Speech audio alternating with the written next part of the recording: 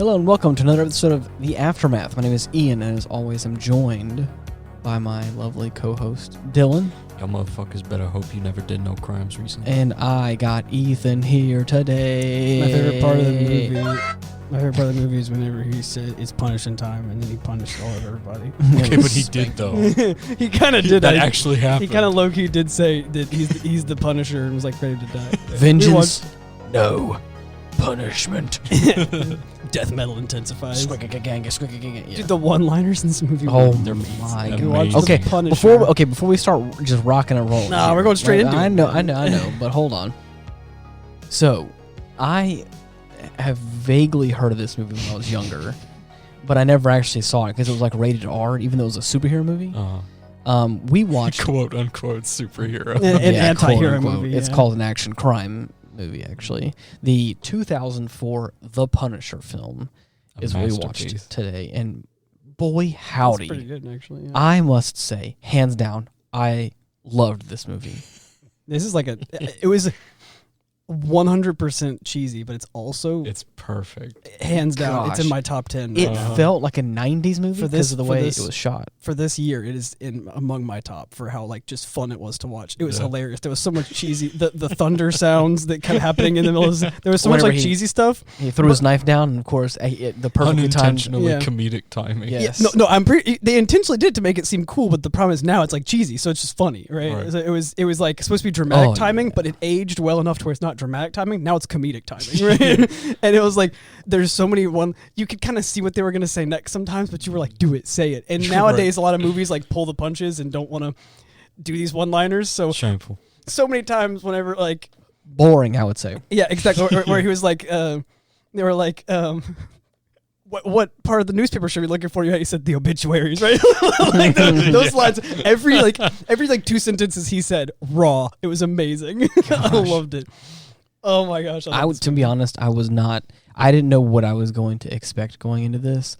I feel like every person that I always see that has like a Punisher skull, at least in real life, is always some like gun-toting kind of hick around here. Oh yeah. Yeah, it's always definitely pro 2A libertarian. And it's like a kind of person that I don't always associate with. But now I get it. but now I 100% get it. Yeah, I get why they like this guy. They want to be this guy. That guy is basically their aspiration. That's oh my gosh. Whenever the freaking witch doctor who brought him back from the dead or whatever my god was like, go with God, and he was like, nah, he's gonna sit this one out. Right. Honestly, I was like, that's the kind of movie this is. Let's go. That was following his entire family getting gunned down because that was following the point when he decided after he tried to do. After his whole family died, and he decides instead of just sitting around and moping about it, he was going to kill someone. Mm-hmm. He was like, crying about it. God's going to sit this one out. Right. Oh, man. Dude, it was so crazy how quickly this movie just gets rocking and rolling, man. Mm-hmm.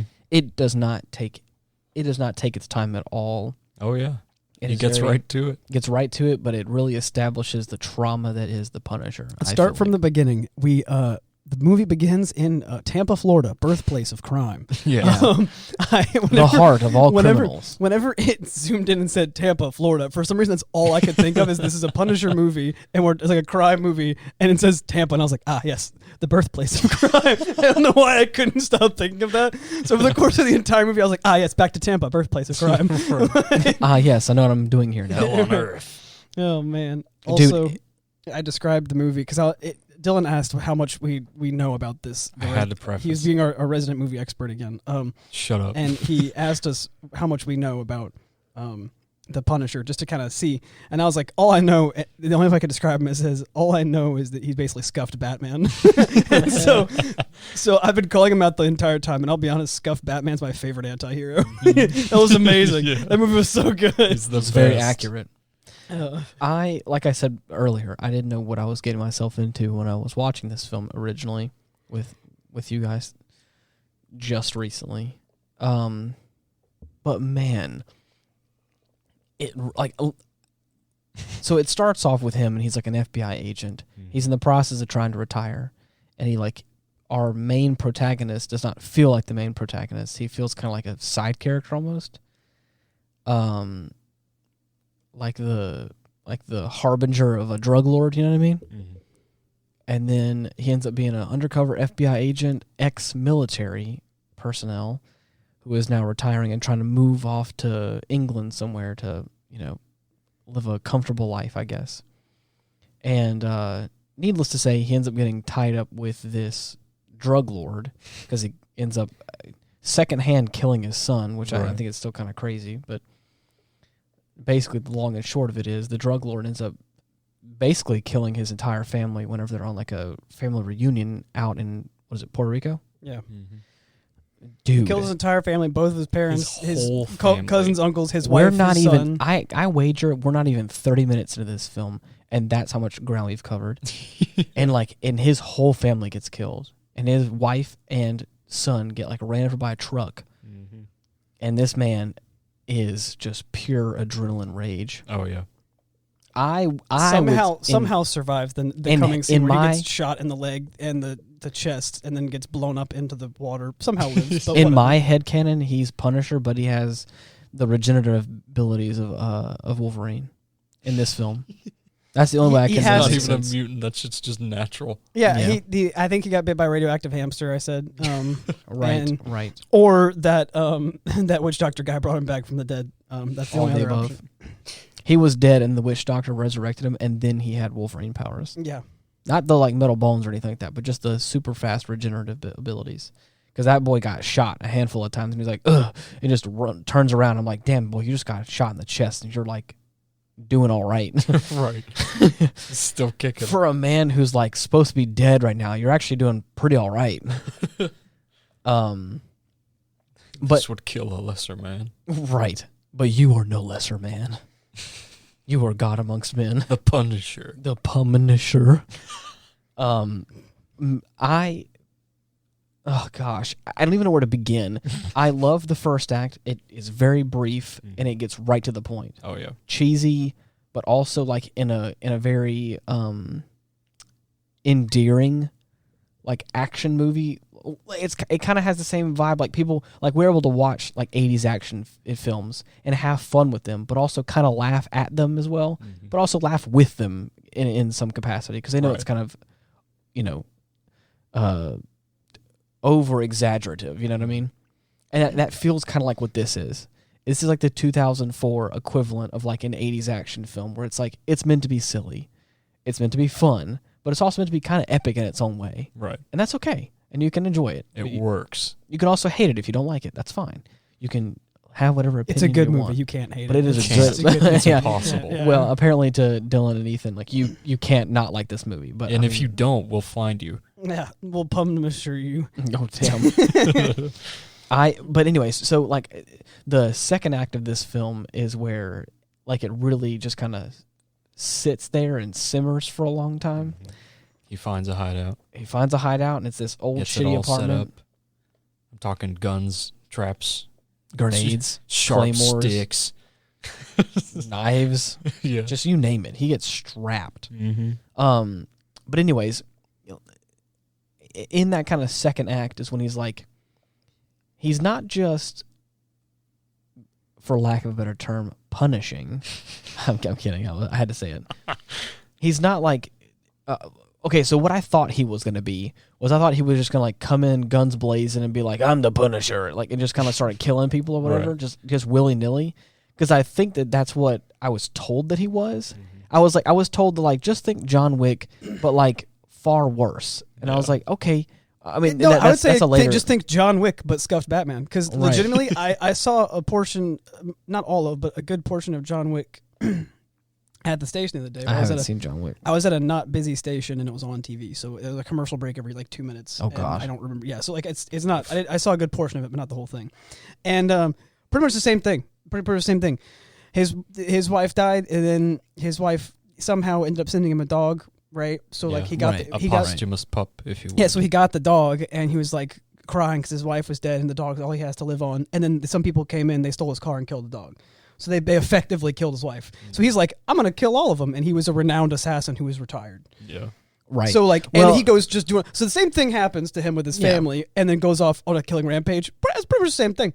But what I'm saying is, like, what I'm trying to say is that by the crude definition that I was given of the Punisher, I thought that he just has a moment like Batman where his family gets killed, and instead of like trying to be a good person or like, you know, also be a billionaire who also, you know, is Batman on the side. Instead and like of Batman's strict conviction of not stooping to the level of a criminal by using a gun. I literally thought like he lost his family, and then he's like, I'm going to kill anyone that stands in my way just for the hell of it. Which, I mean, is not 100% wrong, but that's not how I would describe him. Not too far off the mark. I would not describe him as that. The best way to describe this character, I feel like, is this is a man that has lost everything and is not afraid to lose anything. In this very moment. He does not care about losing his life, because at this point he doesn't have anything else to live for except for just the fact that he's going to get revenge on the family that he fuckers lost. Out there who haven't gotten theirs right. yet. But the thing is, he's not just going to go out there and just kill them for the hell of it. He's going to make them ruin their suffer. lives. He is going to ruin their lives. It's worth mentioning, yeah, like at first, him turning from Batman to scuffed Batman, right, is there's like a phase, because like at first he's like, I'm gonna like get revenge and do this thing, but then after they come in and like mess with his homies, his other low-income homies. I like that his backup team is just low-income people in a bad neighborhood who are just down on their luck. Just his local neighbors. After they mess with his homies, the first thing he does instead of grabbing a gun is he grabs a essentially cleaver and just cleaves the guy's head in half. Right? And that was the moment when he went from, I'm Mr. Castle and I'm going to kill the bad guys, to, no, I'm the Punisher and I'm going to make that guy kill his wife. Like, that's what he turned into, like, nope, can't win, cops suck, do it myself. Gonna take everything from you. Exactly. And I'll be honest, that was the most hardcore thing ever. The best.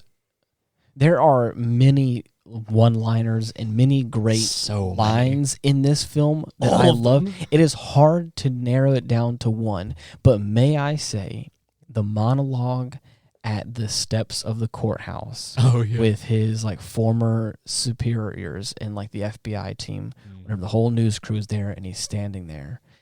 And of course, it is in this like second act where he's like gathering his supplies and like laying low a little bit. And this is the first time he's like really showing himself back to society in the past few months, because he's been quote unquote dead, because he basically was thought to be faked dead. His death. He faked his death, but he got better though. And then whenever he left, they tried to kill him. So he faked his death for the FBI. Right. And then also someone tried to kill him anyway. Yeah. Well, I'm saying like he faked his real death. It's like not just like the stage one for the FBI. Regardless, he's standing there and he's like, how come it's been 3 months since my entire family's dead and not one? He said 5 months. 5 months. Regardless, it has been a long amount of time. And how come not one person is in prison for the death of my entire family? And his boss has the nerve to look at him in his face and says, hey, man, I know you're upset. And he's like, whoa. Yeah, he describes what upset means. And then he sits there, and this is the best monologue I've ever heard. For this character, for this moment, he looks at his previous boss in the face and says, you know what? Whenever I get a parking ticket, sometimes I get upset. Whenever I'm late for a plane, you know, I get a little upset. What was the third one he said? When I get a flat tire. When I get a flat tire, you know what? He said whenever the someone lost to the Yanks, I was upset. Right, yeah. Whenever I get a flat tire, I'm upset. Whenever we lose to the Yankees in the game, I'm upset. I want you to tell me what I'm feeling right now, because I don't think I have the correct word for it. And he just freaking walks off. And then he just like, turns he was around like, and walks upset's away. not the word for it. Literally everyone's dead. But and just imagine this. And you never see the cops again the rest of the movie. Just imagine this from a man who has lost everything, and he has the eyes and the countenance of a man who is willing to do anything. And is probably going to kill these people right here in front of him for mocking him so blatantly out in public. Right. And just to hear the actor say that and like really get involved, I was like, damn, that is such a good monologue. Mm-hmm. And especially from like an actor's perspective, like it was so good.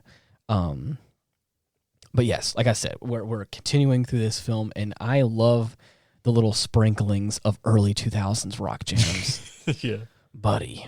There's like some Evanescence in there. There's like goodness. that Shine Down kind of vibe, you know. Just it's movies like this that bring me back to like my childhood / early teenage years, and I kind of love it and hate it at the same time, because this movie is approaching 20 years old. Oh God. Yes. It is crazy to think that the early 2000s is nigh on 20 years away. I don't like that.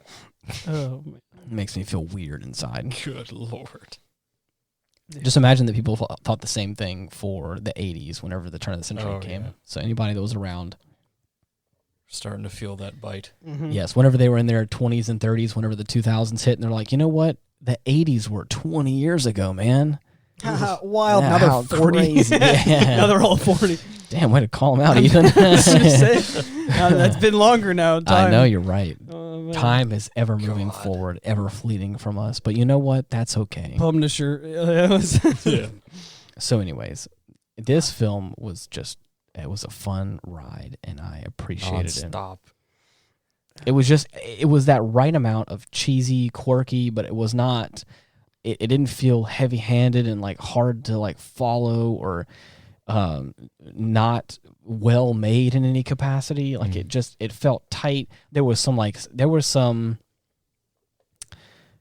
I looked it up, and there's no special effects on any of the there's no like CGI for any of the stunts that were done. Oh yeah. So it's just like some of like the explosion mechanics of like how you can tell that their bodies were like yanked away by a machine, you know? Whenever the explosion happens, they kind of fly in a very horizontal direction. Yeah. Like, oh, and you're like, wow, that's a little weird. It's like, wow, okay. Yeah, it looks like you're in a pulley system. But so but again, that just kind of feels like dated technology. So it's like I look at that going, I mean, it looks okay. It is what it is. It's a movie from 2004. Right. I'm not going to expect, Didn't have quite as many bells and whistles. Of course.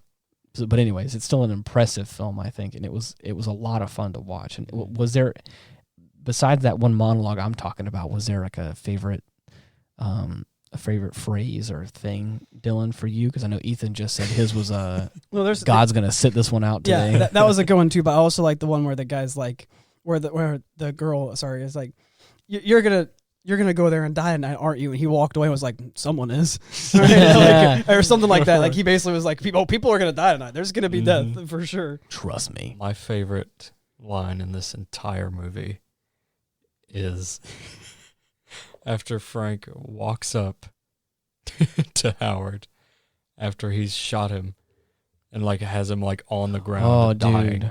Oh, God. And he says he throws the pictures and the ring. That's probably the rawest line ever. He throws this picture on the floor and says, "Made you kill your best friend." Do you mind if I set that one up? I mean, in what way? I'm to the climax of the end of the story you just said. I mean, we can get back to it. He said, "Made you kill your best friend" as a raw line, and then he throws the earring and is like, "Made you kill your wife, and now I killed you." It was that's a pretty. So good. That one's like tied for me with the God's gonna set this one out.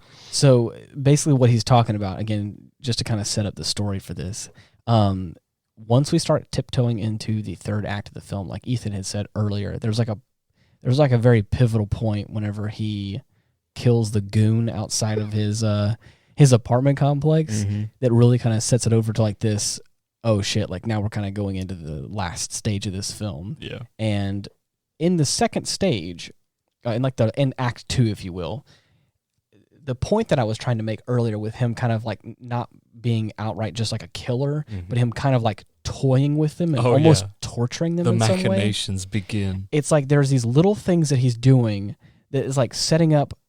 The big bad of this film is very methodical and does things on a routine and a schedule.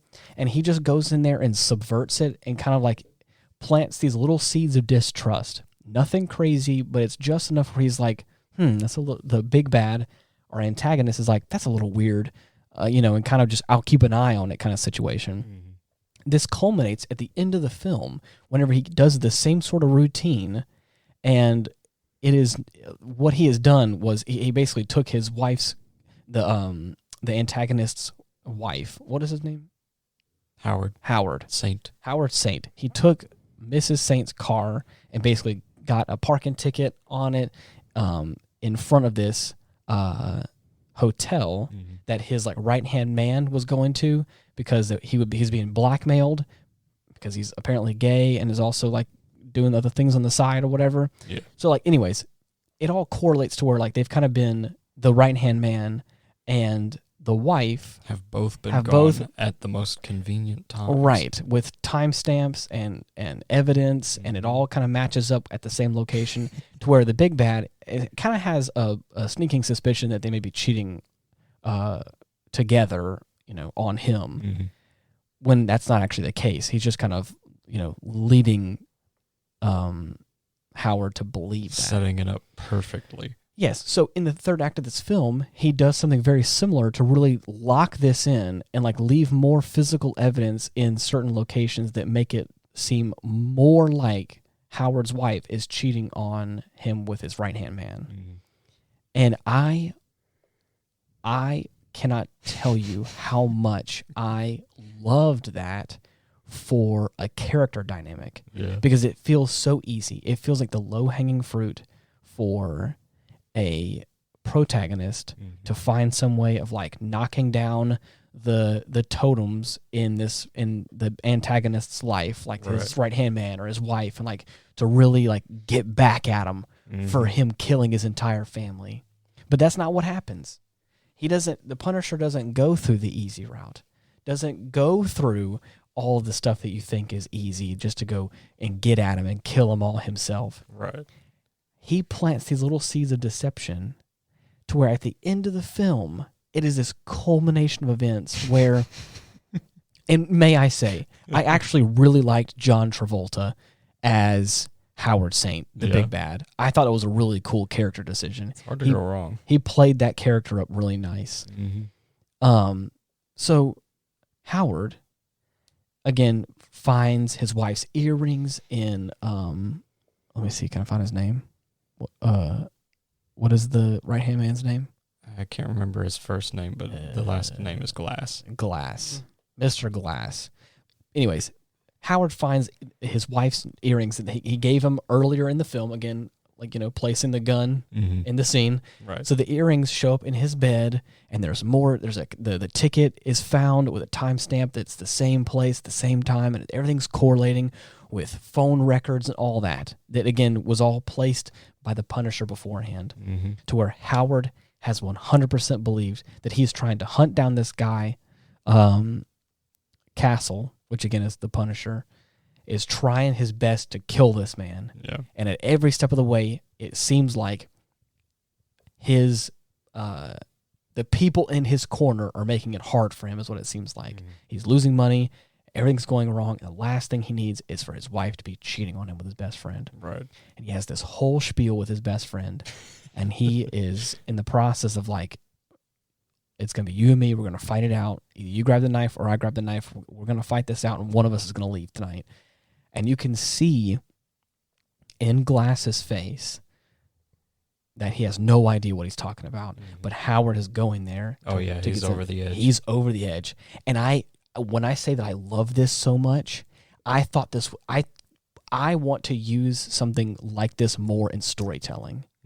Is the good guy, instead of just, like I said, killing off the right-hand man, killing off his wife himself, and like really getting back at that way, he gets really twisting the knife. Ooh, I mean, like getting inside the antagonist's head and making him disbelieve the truth and what's actually going on. And I love that so much. I was so impressed. I was like, this is so cool. Because again, Howard believes this, and he goes there, and this, again, there were some scenes that were kind of disturbing. There was a torture scene basically where our buddy Dave got the piercings ripped out of his face as like a torture, like to try and get information out of him, which was also a very touching moment, that he's like, you're part of our family, like, we're all, I was gonna get to that. We're all neighbors. I guess sorry, I lost my train of thought. So anyways, they're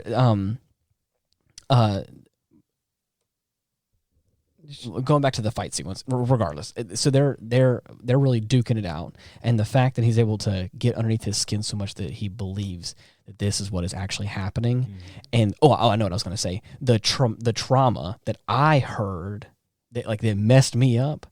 Like I think you guys had said that like there was other points that kind of really resonated with you in a really deep hurtful spot. But the one that hurt me the most, because it was just in it, because it felt real, because of the actors in the scene, is Howard, the big boss, is looking his best friend in the eyes and hugs him and stabs him, shanks the shit out of him, and of course stabbing him 7 or 8 times. Hold on, I'm getting there. Stabs him.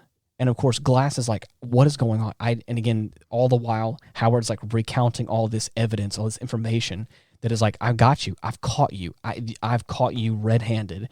All the while, Glass is sitting there like, "Buddy, I have no idea what you're talking about, and you just stabbed me." Yeah. And then Howard proceeds to just stab him over and over again with this just evil, malicious intent in his face. And this is what hurt me the most, because again, they're best friends. They've been, tag teaming up for forever. Mm-hmm. To hear this grown man saying, "Why?" He's straining. He's like, "Why are you killing me? Why are you killing me? Like friend, why are you killing me?" And it was just this really real moment that the last words that he was uttering, like these voiceless sounds of like these breathy, like why are you killing me? Yeah. Why are you killing me? And it just felt so real and so authentic. And again, all the while, Howard is too far gone and is just not hearing any of it and just 100% commits to killing his friend. Yep.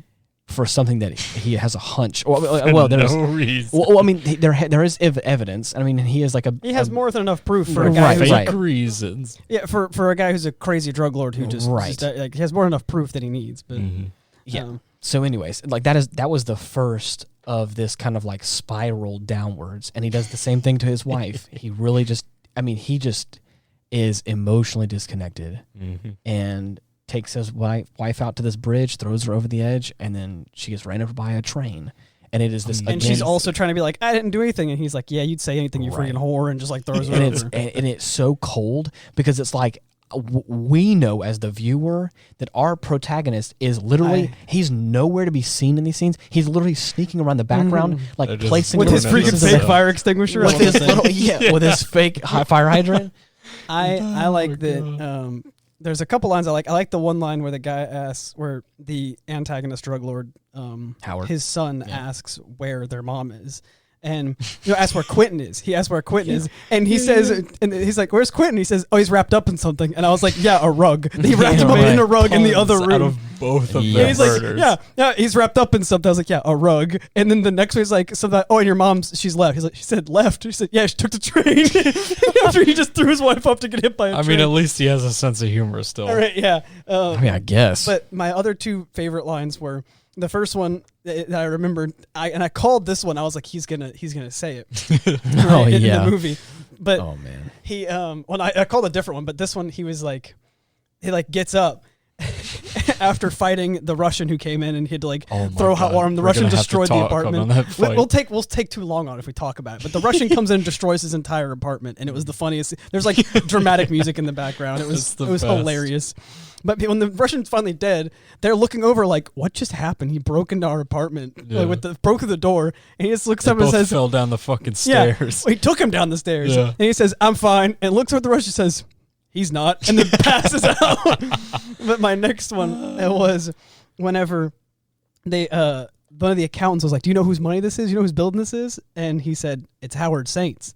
And the guy replied with, "He's gonna ruin your life." The guy replied with, "He's gonna F up your life." And while he's cutting the glass over, he said, "Already did." And I was like, "Oh my god!" I don't give a shit. Like all the lines are so good. But at one point, I forgot which one it was. I think it was the line about like people are gonna die tonight. Where she was like, "You're gonna die," and I was like, "He's gonna say something. He's gonna be like, someone's gonna die tonight," and he said, "Someone is," and I was like, "Yeah." I think she was talking about like bad memories can get you killed, you know. Yeah, that's. Oh yeah, he said get someone it's like killed. There's not gonna kill me. Yeah, right. Yeah, it'll kill someone. And so I remember, good. I was like, he's gonna say, this is a one-liner, isn't it? And it did. Even though I knew it was coming, didn't take away from it at all. It was an amazing line. Still an amazing moment. It was raw. Oh yeah.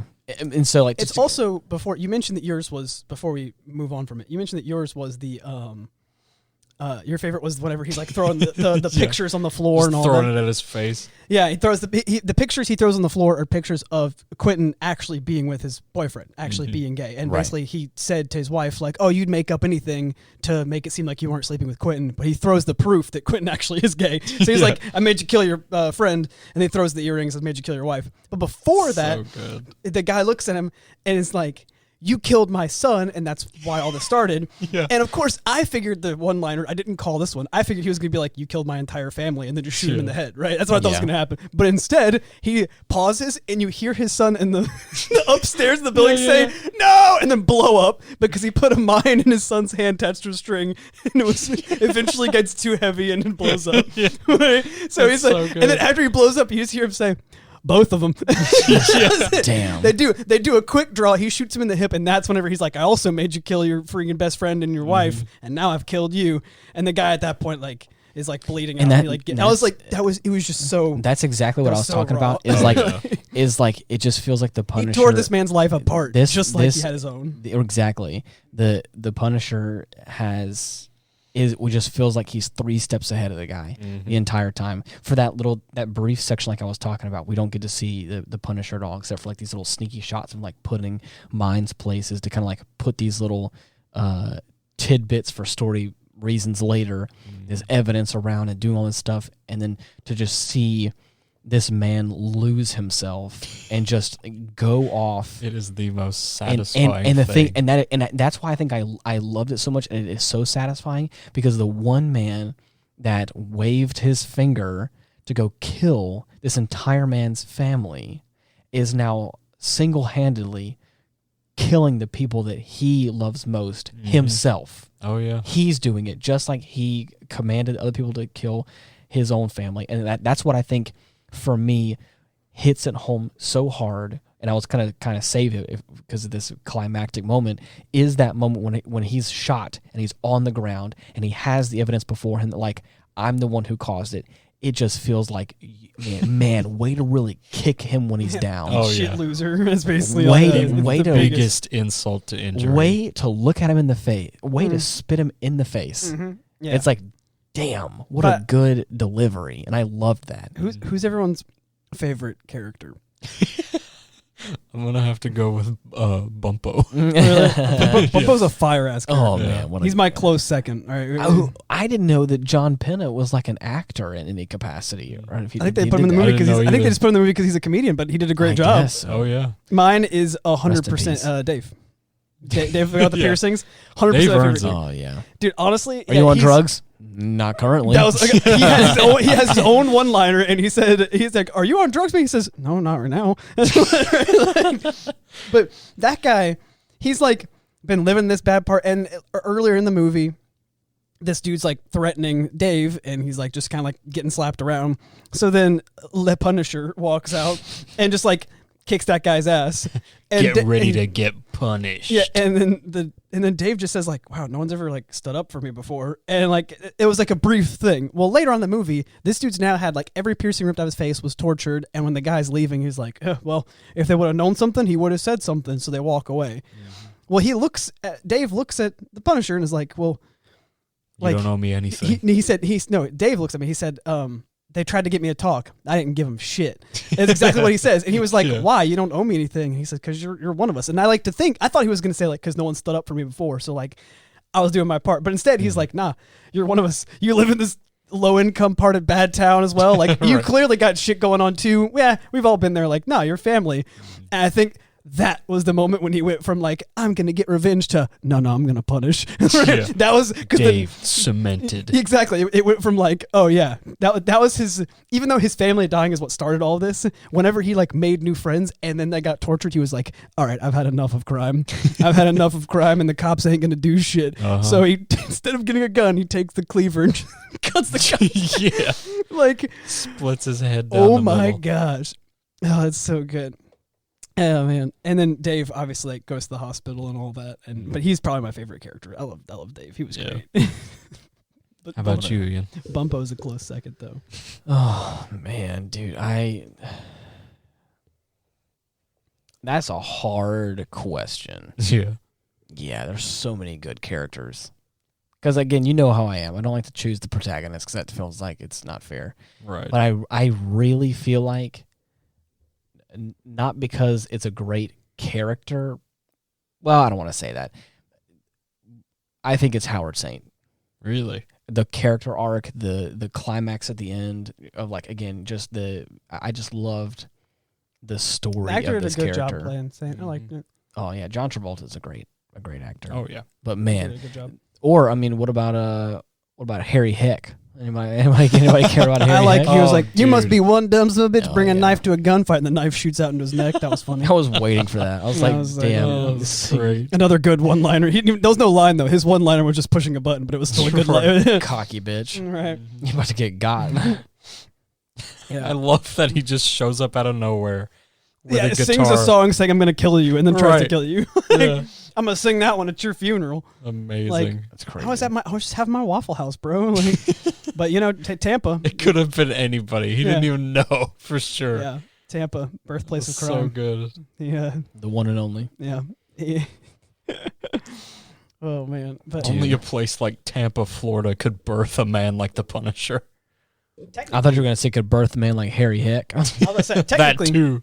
the Punisher was born in Puerto Rico whenever his family died, because the skull. because The shaman. the skull Or T-shirt. witch doctor. Sorry. Not just because of the skull T-shirt, but also because his family died there, and that was whenever he was like, "I died with my family." Semantics. Yeah, yes, semantics. Also, I like that the story behind the T-shirt is that his son just found that skull on a T-shirt. Yeah. Was like, "This is cool," and it Looked wards off pretty evil spooky. spirits. It was And then on whenever he sale. became a vigilante murderer, he's like, "I'm gonna keep my son's skull. I like it." Like Yeah. it's I'll what keep an the bad amazing spirits story. away because I'm about to kick some ass. Yeah, it'll keep the bad spirits away. Bad news though, I'm the bad spirits. Right. Oh man, Doom soundtrack plays. Okay. Yeah. What do you think that the Punisher's body count for this film is? Oh God. How many people did he personally kill? It's probably less than you think. He didn't really kill anybody till the end of the movie. Among the thousands. No, it's like a dozen. A dozen. Okay. Yeah, because he didn't kill anybody until like late in the movie, really. Right. He- In this film specifically, Dylan, how many people do you think he killed single-handedly? I mean, honestly, even the dozens kind of might only be a half a dozen. I want to say He made someone else kill the wife. He killed the two sons, and technically no, he killed one of the sons, and then like 4 people in that room. I'm not sure how they got this number, but it's probably Oh, it's higher than that I because want to say at least 30 something. close. yeah, because it only seems like he killed a dozen people in this movie. It says that his body count for this film was 45 Oh wow. that he killed. Damn. That's a higher number because that's like Supposedly, I think. I'm guessing if the explosions count, he did kill a lot of people Oh at yeah, once. definitely. Yeah, he did kill a lot of people at once. Okay. Explosions count. Yeah. Describe the movie in 3 words. If I had 4, it would be scuffed Batman bottom text, but I only have 3. So bottom text is hyphenated. Batman also has 1 word. So yeah, it Yeah, counts. cool. Okay. Dylan, describe the movie in 3 words. Damn, I don't know where to begin with this. I'm gonna have to. It's punishing time. No. Let's see. Oh man. Dude, I don't even know. Pun kill Chan. Whenever you said that, what was it? Whenever that It scene was happened, whenever they had finished like their little pre-Thanksgiving dinner. yeah, and he like walked off, Tricked and him into he was like, eating with them. he tried to. Which, by the way, let's say that was the funniest thing his neighbors That ever was did. great. They were like, "Hey, I need your help to like beat up that guy because he's Yeah. messing with Joan again," and he like doesn't want to do it. And then he opens the door, holds up one finger to go put a shirt on, walks in there, and they're all just standing there, all like cute and like, "Hi, I want to have Bubbo dinner has with the you." biggest smile on Yeah. his face. And it was just like it was the cutest thing ever. I was like, "What is this?" And it felt like it felt like the Punisher was a Final Fantasy character because Yes. all that Yeah. happened, and he's like trying to brood. So then he just tries to clean up his dishes, which like just let him do it.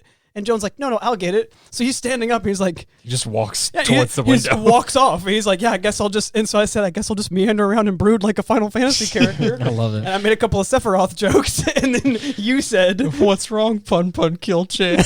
Oh God. I was like, I died laughing. So good. I was like, that was amazing. I'm trying to think of what to say in 3 words for this film. Fun kill Chan. Angry gunman. That's perfect. Okay, it says that the Punisher / Russian fight scene that they had, because of all of the like destruction of set and stuff like that, and all that, how all that kind of had to be specific and articulate. Yeah. It actually took a full 2 days to film that whole fight sequence from stem to start. Another line from the movie that I forgot about, but I just saw, is whenever the guy is talking to Mickey. What's his name? The drug guy. What's their last name? Saint. Yeah, Saints. The Saint guy. Right. Drug lord, Mr. Saint is like. He's like, no, like Mickey's like, don't kill me. He says, you're a small piece of shit, and I don't want the karma of your death on my soul. Then again, maybe I don't believe much in karma. That was a cool scene too, because then the other guy got shot. That was a cool scene. But there was a lot of cool scenes like that. This movie was 2 hours and 20 minutes, but the original edit of this film was clocked at There's an uncut version. We need to watch this. Oh, no. It says the original film, like with no edits, like I think it's both. Like they didn't actually release it. Was clocked at almost 3 hours. Holy shit! 2 hours and 56 minutes. I watched the extended versions of Lord of the Rings. I need to watch the extended version of this. That's just the way it is. Yeah, extended versions are better. That's my final answer. Oh, and to answer the question, you were saying about his fingernails being kind of discolored. Yeah, like one that was bruised, but I thought it was painted. Right, it said it was discolored. It was his discolored thumbnail was the result of him slamming in a door while he was on set, and has nothing to do with the story at all. Oh, yeah, that's what I figured, because it was like one bruised thumbnail. I was like, did he paint his nails too? Like that's really seen. And then the neck, like it cuts almost immediately, and he's holding the steering wheel, and you can see his other fingernails, and they're not. So they were. There is somebody else who had painted fingernails though, but still. For a second though, I was like, did he paint his fingernails? It's too much. It also says that the scene of the explosion in front of the Bank of America building was not adequately publicized to the area around where it was going on. Oh, God. And okay, so people must have straight up thought there was fucking bombings. And it says, and hundreds of people called 911 thinking there was an actual explosion at the bank. Jesus. Look, it doesn't matter if it's publicized or not, because the public's dumb anyway. Did the people at the 911 call center know that there was I don't know. That's the important one. They had to have. I'm just saying, but like if it wasn't properly public, because like you can have 100 911 calls, right? But if the operators all know that was filming, right? It's like, oh my God, the Bank of America just blew up. Yeah, you're the 20th person to call today. It's a fake bomb, right? They can just keep rolling it over and just going to the actual 911 calls. But if the people at the call center didn't know, then that's a problem. They're gonna start sending the cops. Yeah, that would have been trouble. So. But yeah, they get a lot of calls. Like they'll get 6 or 7 calls just for one car wreck. I mean, that's like a regular thing apparently, is that people keep being good Samaritans driving by calling for random things. Right. So like that same car will be stuck in a ditch for like 24 hours, and they've probably gotten a dozen calls for that car just because they think no one wants to stop. Of course. They're just like, I think someone's in that car. So, I'll let somebody else handle it. Yeah, I'll call 911. Like, I'm not going to stop, but I'll just call 911. So, like, yeah, we get dispatched all the time. I get there, I'm like, there's nobody in this vehicle. I don't even know. Like, so. It says the Punisher was originally supposed to be an adversary for Spider-Man. Oh yeah, that would be kind of nice, because Spider-Man's like a good boy, and the Punisher's like a bad boy, meanest man. Well, no, the Punisher's like he's not necessarily like a bad boy, but he's like Spider-Man if he doesn't care about the fact that with great power comes great responsibility. Yeah. With great power comes great revenge, and that's just the way the Punisher looks at it. Like, right. So I think supposedly the he was in like one of the Amazing Spider-Man comics or whatever is his first appearance. Mm-hmm. He also got God powers at one point, but that's supposed to be. I think he's supposed to be like in the Vietnam War. Is the vet like what he's the vet of in like the original comic? Mm-hmm. And it said that the Punisher was nearly an Iraq War vet. The movie was originally supposed to open with a scene of him like in fighting with Delta Force, which is over in Kuwait. Wow. But is that the scene where there's that line where they're like, these people are terrorists, and he's like, they think of us the same way? Because apparently that's a line in the movie. Right. I don't know if it was in this though, because I didn't see that line. Right. It basically was cut because of budgetary issues, and of course they said that he was now in he was a Gulf War vet. So. basically said that the actor that played the Punisher didn't want to play the Punisher because he said that he never really read any comic books and he didn't want to take the role because he didn't want to be like a superhero per se. But it said that what ultimately exactly it says what ultimately attracted the actor to the role was that the Punisher was not actually a superhero. Or he was actually a superhero, but he didn't have any powers per se, and he was just he's just a Chad, a stand-up guy. He's just an anti-hero, kind of a villain, but again, he's a villain for villains, so it's okay. And also the actor that played the Punisher did over 90% of his own stunt work in the film. Yeah. Nice. If you're gonna play the Punisher, you have to do your own stunts. Oh yeah, that's like a requirement. I told you about this. You're not earlier, cool enough if you. But I saw a meme recently where the Punisher walks up to this kid who's vandalizing something, and of course the Punisher says, "That's vandalization," you know. The kid turns to him like, "What are you gonna do? Shoot me?" And the next panel is just him with a gun firing with blood splattered on his face. I love it. It's so good. good. I like the idea that he does it for any crime at all. Of course. Petty crime. Like him being like only for like bad criminals or whatever. Like that's one thing. But him just being like petty crime, he's like, nope. You best hope you don't jaywalk while he's on the road. Right. Whenever he almost hit that woman, he was like, oh no, jaywalker. I missed her though. And he just shoots. I love it. Man. It says that the film actually gave Punisher's outfit like its origin. The backstory about the Punisher getting the iconic skull shirt is never explained in the comics, and the movie plot points out like a graphic allegedly warding off evil spirits were intended entirely by the director, so they did it on purpose, obviously, which checks out. Makes sense. Basically, the Saints nightclub. It says that the exterior of Saints and Sinners, the nightclub that is portrayed in the film, it actually it was a bank located in downtown Florida to be dressed up like a club. Oh wow, that's funny. Banks have surprisingly good architecture to be. A bank makes a good nightclub though. I don't know anything about this, but it says any wrestling fans out there would recognize that the Russian is longtime grappler Kevin Nash, portrayed as fucking way as Giant Assassin. I didn't even recognize him. Yeah, so apparently that is dude. No wonder he kicked so much ass. Yeah, so I think supposedly here he is. Oh my god, the Russian. He looked so different. Yeah, the man himself. I think it's also amazing. the fact that he had like bleach he blonde had hair. shorter hair. He didn't have any facial hair in the movie. Yeah, right. God damn, very different.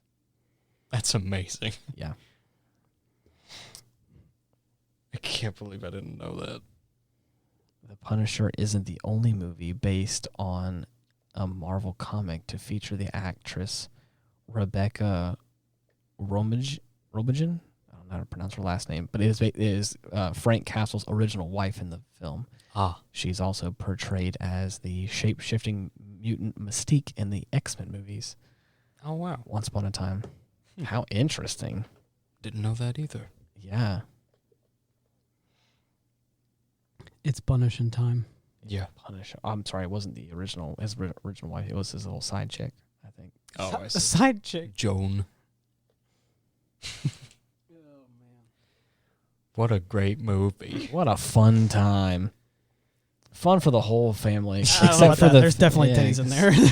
There was only one set of titties, but it was so what? It was a lot more torture though. Yeah. I'm not really worried about the titties. I'm more about the torture and the actual blood and gore. That was more a little scary. It got pretty rough at some point. It got a little a little dark there for a minute. That was some Game of Thrones-esque scenes in there. I liked it. Nothing I wouldn't have expected though.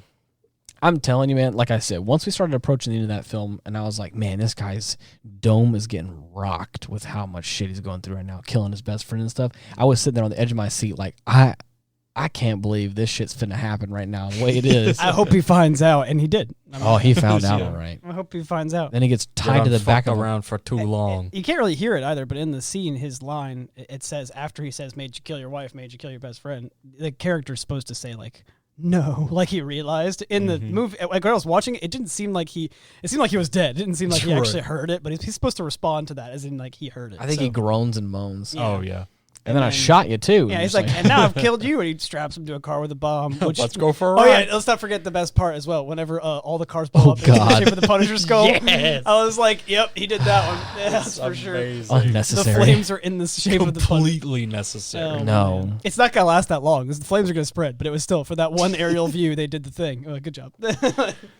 I love how the Google users really love this movie. 80% of people love this movie, but for some reason, Rotten Tomatoes, yeah.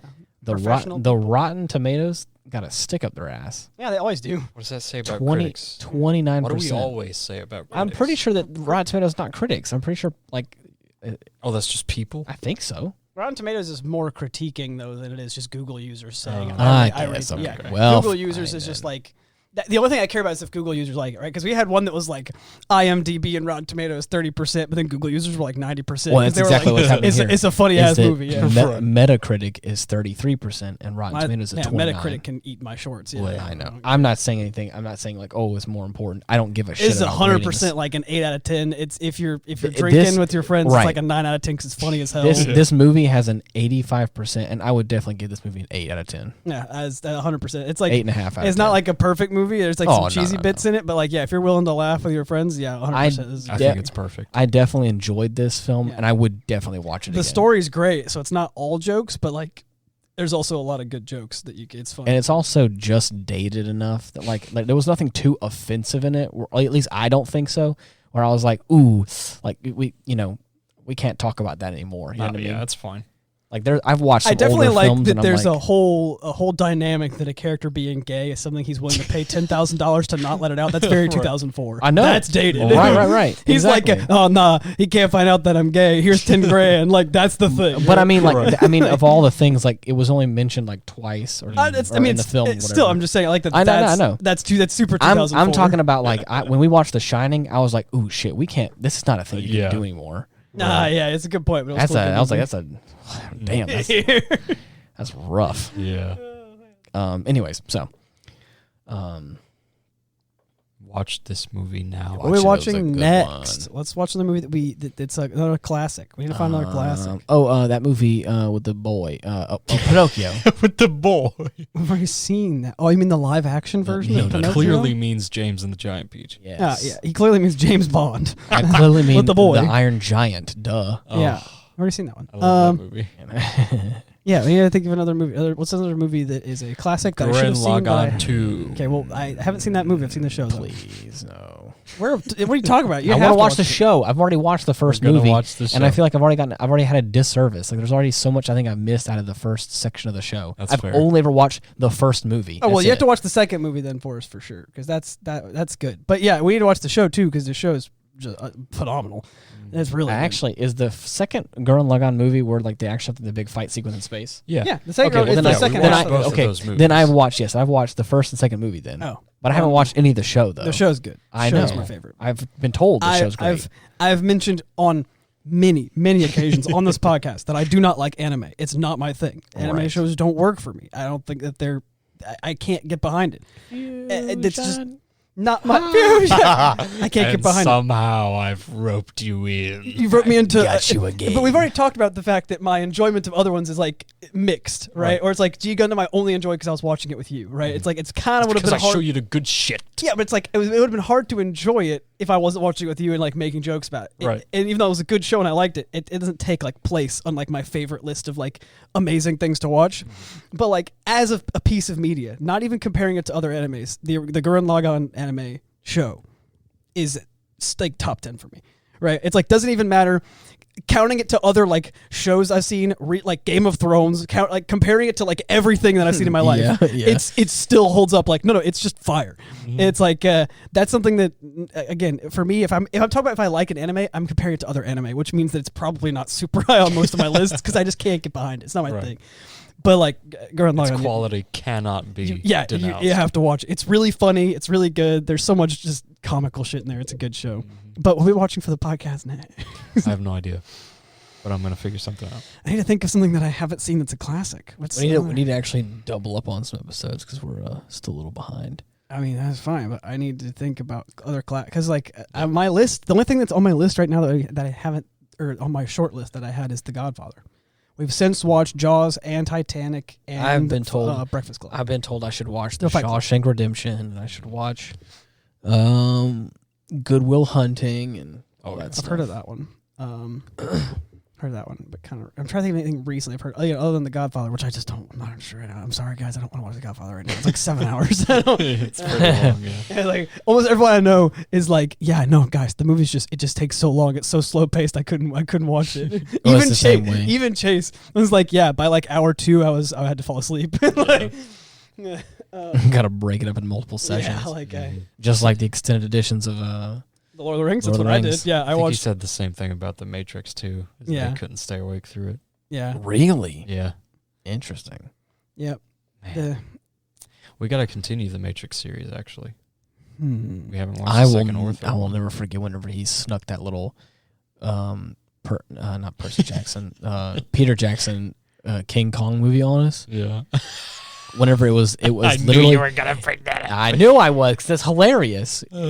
Ethan, Dylan, myself, and Mallory were all sitting there going to watch a film. I think Chase was there as well.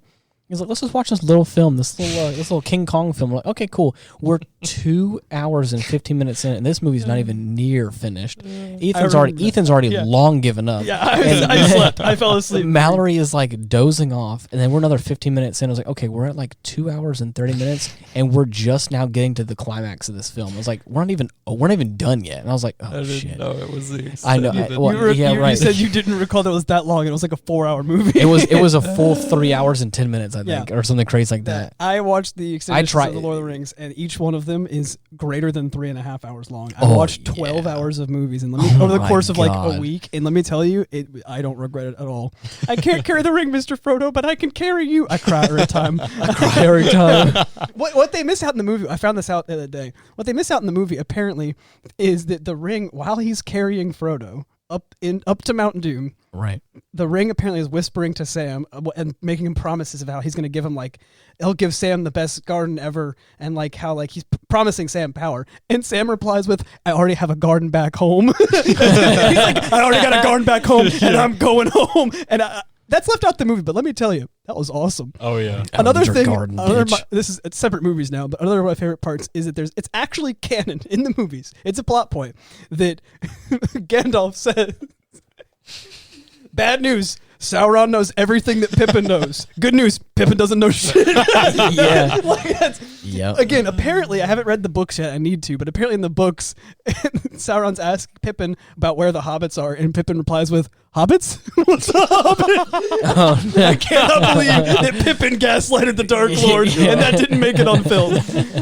Once I read that online, I was like, I have to read these books now. That's amazing. Crazy. I started the Hobbit trilogy just because I wanted to watch them, but I've read the Hobbit book, and I haven't gotten sucked into the movies again. As I've watched them all before in theaters, but I didn't get sucked into the movie again as much. So I'm like an hour and some change deep into the first Hobbit movie, and I just liked, to be honest, I thought the Hobbit movies did a good job. I think it stretched it out a little too far. I actually really liked that they added the musical numbers, at least some of them. Yeah, yes, that was nice. But the big thing for me was the Battle of Five Armies at the very end.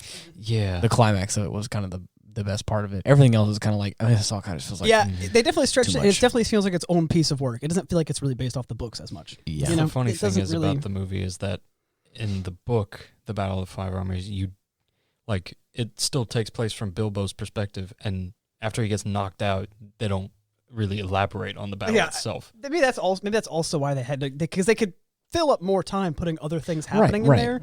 And so that's why there was 3 whole movies, and it feels like it's its own media. So having read The Hobbit, at least toward like the last few chapters, I don't think I made it to quite the end, but still having read almost all The Hobbit and remembering almost all The Hobbit, I just think that like the movies are good, but they feel like they're kind of their own thing, but they're still good. A little minor spoiler alert to anybody that doesn't know the ending of The Hobbit. I knew a girl. I used to work with a girl, and she was one of those. She was one of those kind of fantasy. Nerds. No. One of those kind of fantasy media people that like were were just kind of auxiliary watchers of it and didn't really. They just liked it because it was pretty. Like just that way you guys can know out there. She actually liked the sequel trilogy of Star Wars, and I was like, okay, that's your first problem. The most recent one. The most recent one. She liked them because she was like, oh, they were cool, and they had the cute little guy that was like. I was like, oh my god, they're hot garbage. Right, they're hot garbage. Anyway, so she was like, I watched The Hobbit and I didn't like it at the very end when Thorin dies. I was like, have you read the book? And she's like, no. Okay, I was like, no, you can't expect anyone to read the book. Like, well, I was just gonna. Well, the thing was, I was like, I can understand why you probably don't care for it, but like, have you read the source material? That like it's he dies in the source material as well. It's not like they did it. They threw a curveball at you. In my opinion, though, his death was kind of stupid to me. The way he dies because the sword come like through the water or what, or like through the ice or whatever. It felt kind of dumb that's how they killed him after that really cool fight scene. So, in my opinion, I also don't like the way he died. Well, no, I mean, the thing is, trust me, I don't like the way she didn't like the fact that he died. Period. I didn't like the way he died. I thought they did him dirty. In the book, it's very much like an epic battle that he. He's like the Thorin Oakenshield, right? Like the whole he has a name for how cool he is. It's the shield, but like his descendants are ever known as Oakenshield. Yeah, it's like I don't know. That's what like that's what I'm saying. If it was a discrepancy where she was like, I don't like the way he died, but it was like I don't like that he died, and I was like, well, but why? Well, because I don't think he should have. And I was like, dumb. Listen, I think more protagonists need to die. We need to stop letting the protagonist complex get to their head. Right. Okay? If there's something... Subvert expectation. Yeah, exactly. I need more dead protagonists in my life. I need more Punisher protagonists to really just gaslight the hell out of an antagonist, to really just like shit on their own lives. And they're like, damn it, I've been bamboozled. And then they get shot in the head. Yeah. Wait, you mean all this time you tricked me? Yeah. You bang. Mean to tell me I've been the bad guy the entire time? Yes. Yeah. You bitch. But now I'm the bad guy, kind of. That's right. I'm the vigilante hero of this story. I love that so much. It was I loved it. I love. If you kill them all, what makes you any different from than them? They've got something to lose. Right. Doom soundtrack plays. Also, another good one-liner. Oh, so good. Oh, man. If there's one thing I learned a while back, it's that it's punishing time. Yes, and that like clobbering time. I'm never gonna fault someone for a surface level enjoyment of something. Yeah, I can get that. Like that's kind of my issue. I do because that's how I got into Gundam. Yeah, I didn't know anything about the series. Right. I saw the robots and I thought they looked cool. That to be fair, that's how I've gotten into any anime and I found Gurren Lagann. So like because I get a very surface level. I don't like really anything. Anyway, but I'll admit that. But I also have to say, even as a surface level enjoyer, I still can't say that the sequel Star Wars movies are any good. Yeah. Like at a surface level, the storytelling, the writing. No, see, bad. that's completely fair because it's true. It's just bad. Yeah, it's just like, for instance, evidence. right now I'm currently going through the House of the Dragon Amazon series. Yeah. Currently, I cannot rate it more than a 5 out of 10. In fact, I'm on the most recent episode now, and it's been back and forth whether or not I like it up until this point. I think episode 6 is what just came out right now. Okay. And I'm currently at this point where I'm like, yeah, I think I might just stop watching it now, right? Where it's like, because on a surface level, it's good. Other people might say they like it, but like, there's just so much where I'm like, I don't really know what's at this point. They're going really slow. The storytelling's slow. Like even at a surface level, I was enjoying it, right? And I was like, this is a pretty decent show. But like without spoiling anything, I'm getting to the point now where I'm like, even just trying to watch it while eating before work and stuff, I'm like, this is kind of boring. Like they're not doing anything anymore. Damn, and it's like they had this one moment where like cool Game of Thrones shit happened, and now what is it? It's just like it's more like a soap opera than like a Game of Thrones action. Oh man, where it's like there's like a whole lot of like political drama, but a lot of it seems like this stupid high school childlike drama. Oh god. Where it's like, I feel like if this was political drama, they could have added some weight to this somehow, but there's like no meat to this show right now. I'm just not liking it. I don't want to open this can of worms, but I heard a very, very similar. I've heard very aggressive, not good things about the Rings of Power. I'm not watching that show. I've heard not to. As I say, I've been told by many people not to even try because it's just not written well. Like it's written very poorly. But I've heard the same thing: is that it's just slow. It's not. It doesn't get anywhere, and it's a very expensive show that's very pretty that doesn't get anywhere and doesn't do anything. But the one thing I heard the most is that like the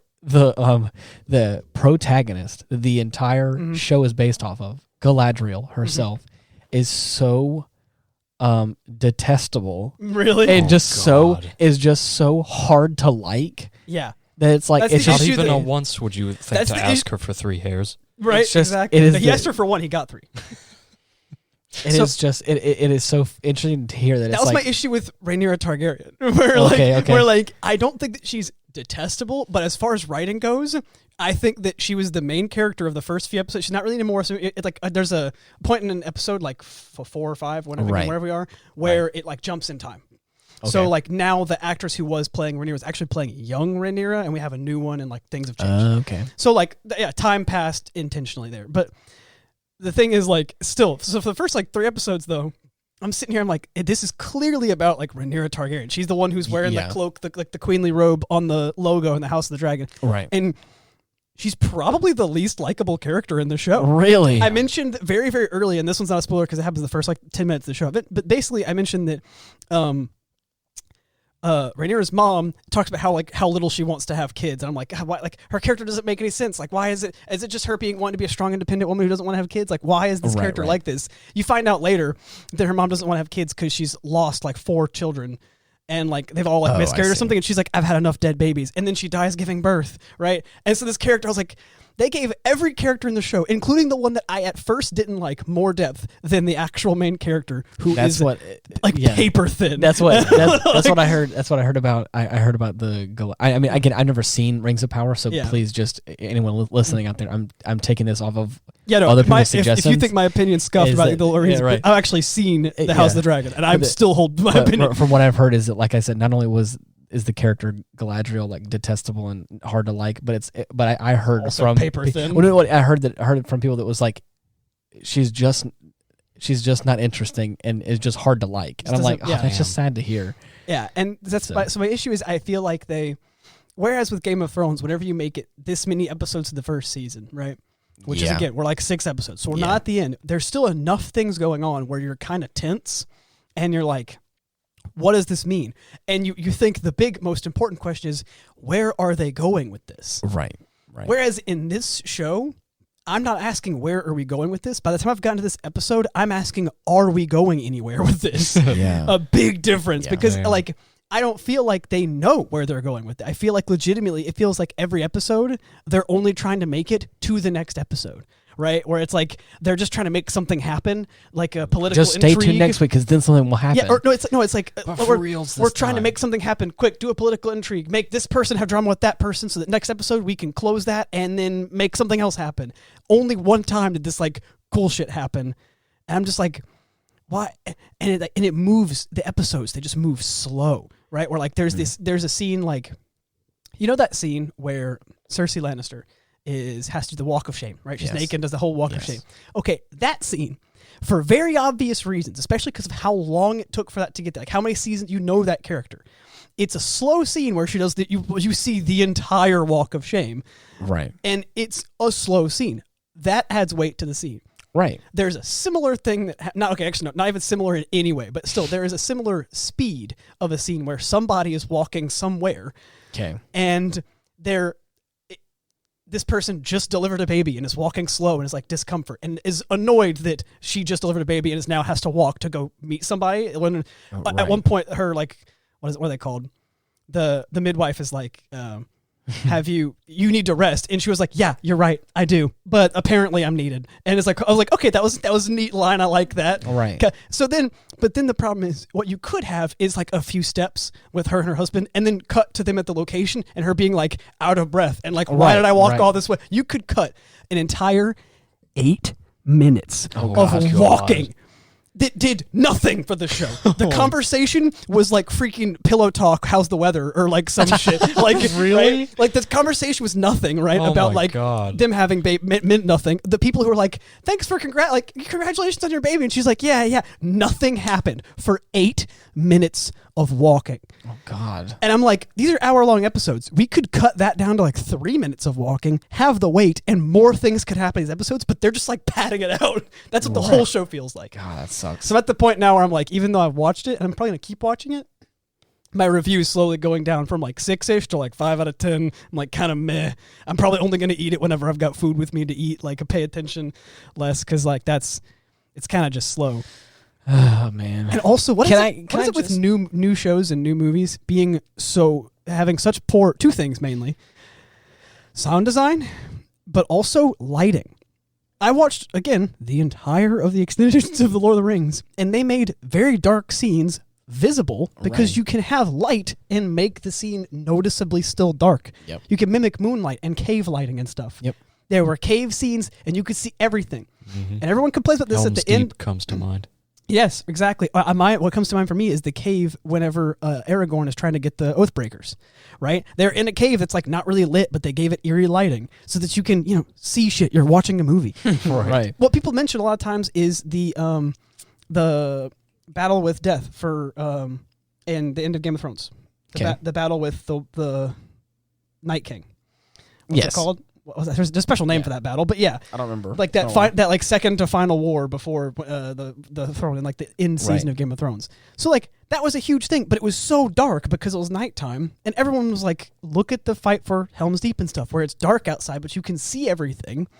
Compare it to this, which in that fight scene for Game of Thrones, you just can't see anything. Well, I think some of it is also artistic expression. It's supposed to some of the situations like that are meant to be a little like claustrophobic. I'm not saying it's for that one. I'm just saying, hear me out. Hear me out. Is that sometimes they'll do it for creative reasons to make it feel more authentic of like what it would be like to like be in a war at night in the dark, where it's like hard to see and kind of like claustrophobic, and because they did that with the Battle of the Bastards. They deliberately like made everything really claustrophobic and put the camera in between people and like jostling around to make it feel like you're getting spun around. I understand the artistic design. What I'm saying is, why are there so many people that deliberately want to in these films make it so dark because with the lights off, brightness up, TV on, I'm still staring at a black screen with audio because people don't because. Good talk. So no, it's because there is an artistic design for it, and then some people try to recreate that and do a shitty job at it. You know what I'm saying? Yeah, that's what I'm trying to say. I'm just saying. I don't like this becoming. They did that one time. Remember how they did that one time? Made it really dark. And it was kind of spooky and cool. Let's try and recreate that. It's like, no, you did a really bad job of it. I think that the fight scene in Game of Thrones where it was dark wasn't good. At least the one I'm talking about. At least. Well, that was also for the last season, so it was also kind of just shitty anyway. Well, the same people who did that are obviously doing. Well, maybe not the same people, but they're doing this. And there's a scene where like, and it's brief, but I still was thinking to myself again, why am I in a pitch black room at 2:00 in the morning with my freaking Panda Express watching this show? And again, the brightness on the TV's turned up high enough for everything else, but I'm staring at a black screen with like dragons roaring as the subtitles. Right? It's like nice. I'm in this cave, I get it, but like the kid had a torch. Where'd that go? Why can't I see anything? Why is like give me something. You can have drama and mood lighting and give me more than a pitch black screen, right? Where I was like, why can't, and I thought back to the Game of Thrones fight where I was like, why, that was the same thing where I feel like I can hear people swinging swords, but boy, can I not see shit, right? Like, yeah. Anyways, so who knows?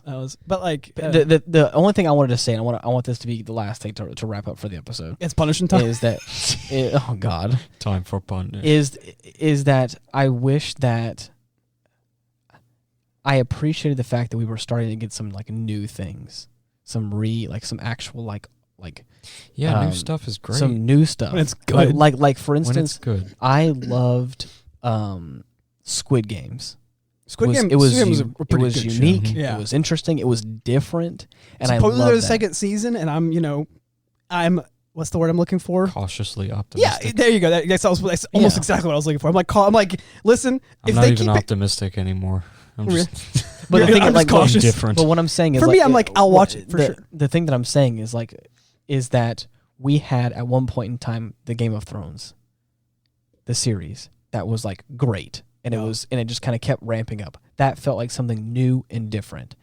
And I feel like we're getting back into this old cycle of like we just have to kind of recreate that. We have to try and ride that high again. And I'm like, you're not doing a good job at anything. Dead horse, pal. No. Not being a dead horse. You're doing a bad job at both. You're doing a bad job of creating something new and a bad job of like recreating, not doing the old thing any better. So you just have this like double bad thing. Why does that sound familiar? Anybody remember that? What was it called? Halo. Oh God! Don't even. That doesn't exist. No, I forgot that existed. And I have the same thing. I personally, I don't think that me and you necessarily share the same perspective on this one, but I feel the same way about every single. And I talked to a friend about this who felt the same way, or felt kind of sort of the same way about like this who I worked with, which is that all the new Star Wars things. Every single new Star Wars thing I have had, apart from The Mandalorian, zero interest in. Every new movie, the Obi-Wan series, the Book of Boba Fett, every new thing, because it was like, at this point, it's like they had the new movies, they heard the negative reviews from fans, and then they made Mandalorian. Okay, let's just bring back all that old stuff. But they made the Mandalorian, and that was a success. And then they were like, "Here's a bunch of other good successes." Okay, so and I was like, "We're turning too much out. I'm not interested." So the thing is, I hear what you're saying.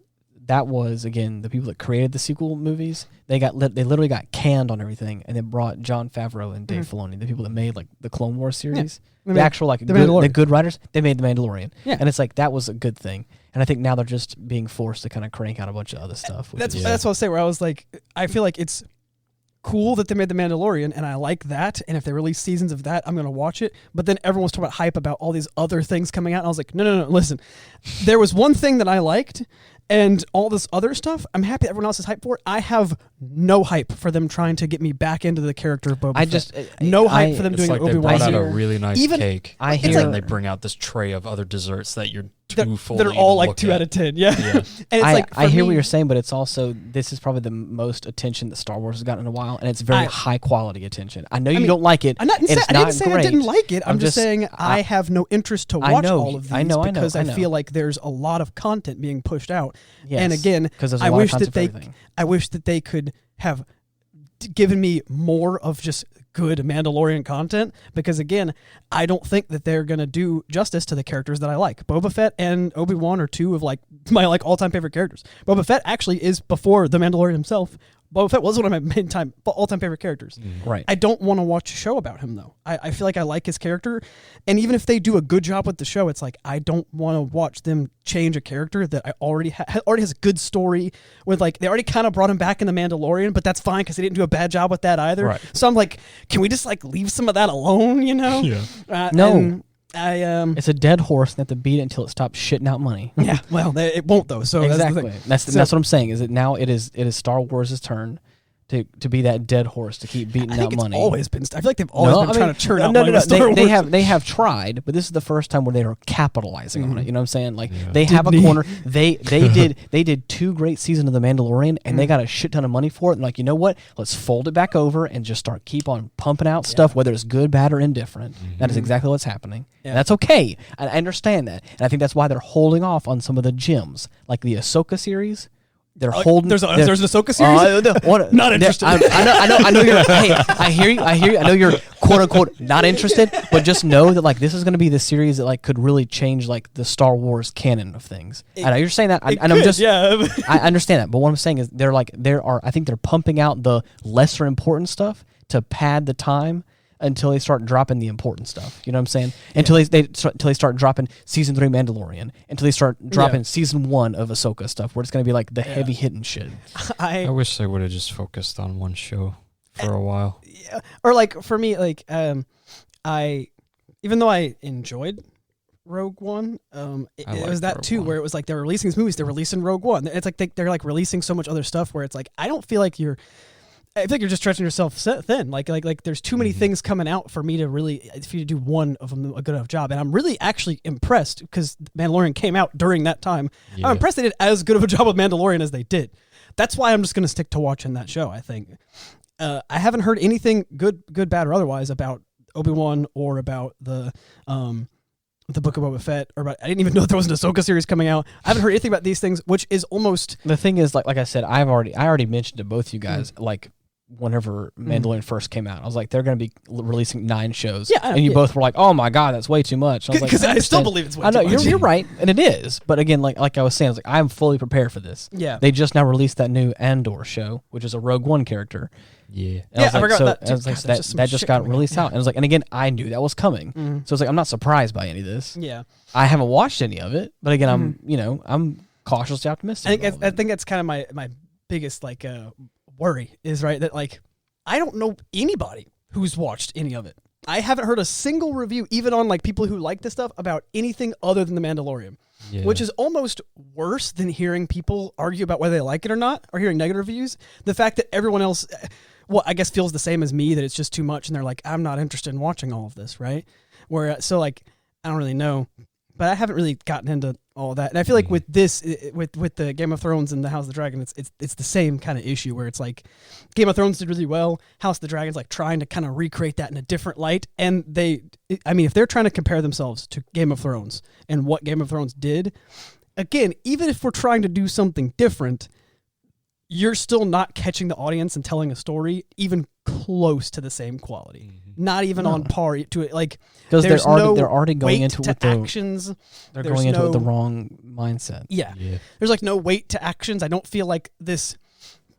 Even the political like intrigue part of it, where it's like, oh, like these people are trying to subvert these people in power. They're trying to recreate that, and they're sort of getting it because the Targaryen family lines, obviously, it's a family tumbleweed, not a family tree, right?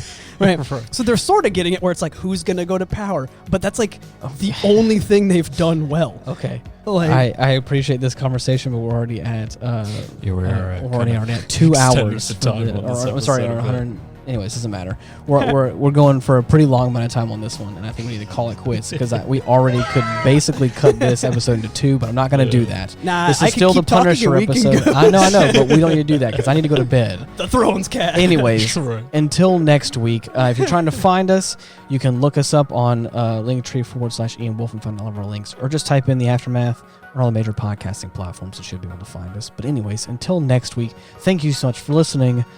Talk to you later, dweebs. Bye-bye.